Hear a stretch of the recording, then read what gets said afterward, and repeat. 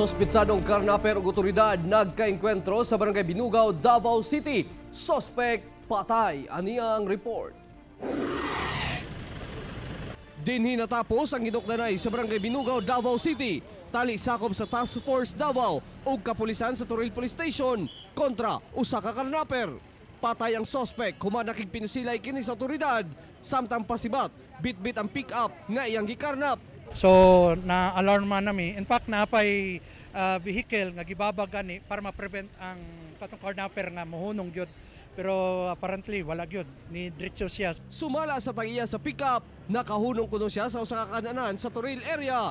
Apan kalit lang kining gisibat sa mga lalaki. Hinungdan nga nagpakitabang gilayon kini sa mga tao sa palibot aron ma-report og magukod sa otoridad. Napansin ako ba nga milarga man ang pick-up. Ikaw ra isaw kay kauban. Wala kauban. Gigukod ako gigukod. Nawag din ka. Pagdukod nako siya hinay ang dagan. Yang nakahasad lang yapon. Nakahasad lang mo to nakodaan. While naggukod ko, unsa mo gigamit sa dagan lang? dagan ko. Hinay man kay ang dagan. Di man siya nagpakusog. Pero naka-100 man to pasiguan niya ma-release. Tapos doon ay concerned citizen mag-asawa nagkasakay og L300. Kita nila nga dagan ko, sila nagsinggit sa kuha nga, "Brad, tabangan ka na mo, tabangan ka na mo." Sila ang nag-una sa kuha, nag-report diya sa may task force. Human na report sa TF Davao, gigukod nila kini, apan gipabutan kuno sila.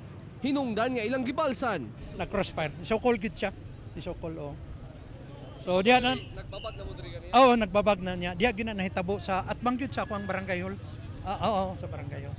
Nadamay pa ang pipila ka sakyanan human gibanggaan sa mong karnaper. Lakip na ang mga gipambabag na sakyanan aron dili kini makasibat. Wala na. Wala, kusog na yung dagan pero wala na. Paingon na, padaplin na siya. Imuhang sakyanan na igo. Naigo, na atrasan na ng ranger. Sa pagpanubay, giilang suspect nga si William Milana, taga Santa Cruz, Davao del Sur. Di nakuha kaniya ang usa ka .38 nga revolver. Kauban, Silio Arcajes sa kamera. Ako, si Real Soroche para sa One Mindanao.